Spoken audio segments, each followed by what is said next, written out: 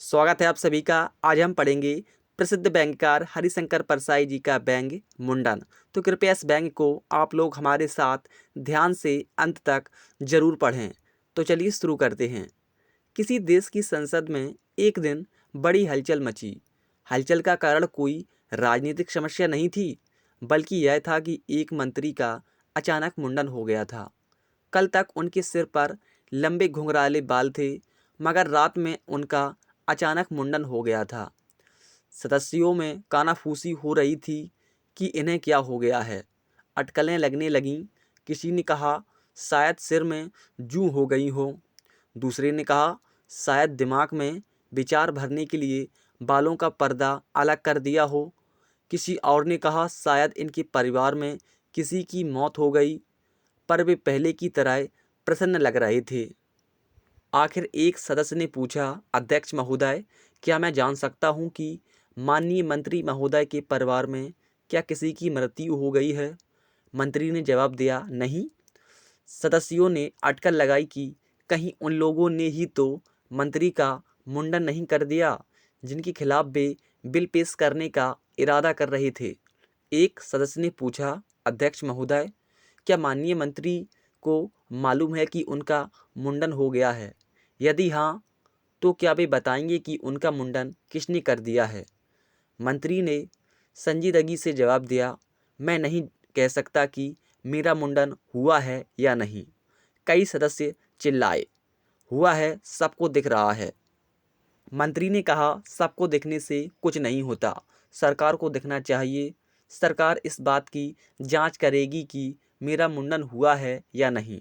एक सदस्य ने कहा, इसकी जांच अभी हो सकती है। मंत्री महोदय अपना हाथ सिर पर फिर कर देख लें। मंत्री ने जवाब दिया, मैं अपना हाथ सिर पर फिर कर हरगिज नहीं देखूंगा। सरकार इस मामले में जल्दबाजी नहीं करती, मगर मैं वायदा करता हूं कि मेरी सरकार इस बात की विस्तृत जांच करवाकर सारे तथ्य सदन के सामने पेश करेगी। सदस्य चिल्लाए, इसकी जांच की क्या ज़रूरत है? सिर आपका है और हाथ भी आपके हैं।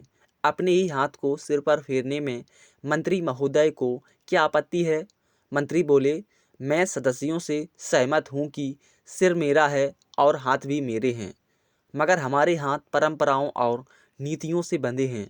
मैं अपने सिर पर हाथ फेरने के लिए स्वतंत्र नहीं हूँ। सरकार की एक नियमित कार्य प्रणाली होती है। विरोधी सदस्यों के दबाव में आकर मैं उस प्रणाली को भंग नहीं कर सकता।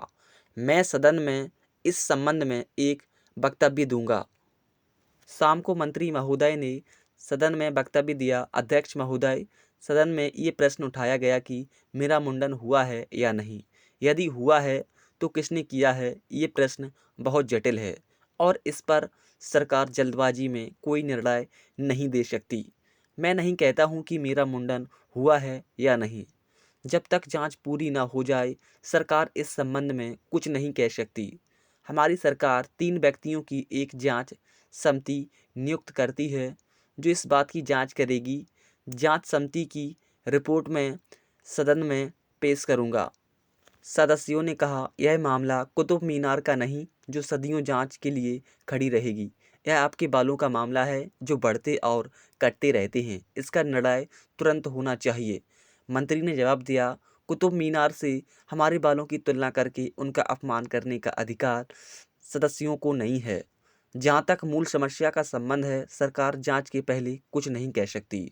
जांच समिति सालों जांच करती रही, इधर मंत्री के सिर पर बाल बढ़ते रहे। एक दिन मंत्री ने जांच समिति की रिपोर्ट सदन के सामने रख दी। जांच समिति का निर्णय था कि मंत्री का मुंडन नहीं हुआ था। सत्ताधारी दल के सदस्यों ने इसका स्वागत हर्ष ध्वनि से किया। सदन के दूसरे भाग से शर्म शर्म की आवाज़ें उठीं, ऐतराज उठे, यह एकदम झूठ है, मंत्री का मुंडन हुआ था। मंत्री मुस्कुराते हुए उठे और बोले, यह आपका ख्याल हो सकता है, मगर प्रमाण तो चाहिए। आज भी अगर आप प्रमाण दे दें तो मैं आपकी बात मान लेता हूँ। ऐसा कहकर उन्होंने अपने घुंघराले बालों पर हाथ फेरा और सदन दूसरे मसले सुलझाने में व्यस्त हो गया। उम्मीद करता हूँ हरिशंकर परसाई जी का एआई बैंक आपको अच्छा लगा होगा। अगर आपको एआई बैंक अच्छा लगा हो तो इसे आप अपने दोस्तों जानकारों में व्हाट्सएप फेसबुक पर शेयर कर सकते हैं और इस वीडियो को लाइक तथा चैनल को सब्सक्राइब करना ना भूलें। तब तक देखते और पढ़ते रहिए। मिलते हैं अगली वीडियो में। धन्यवाद।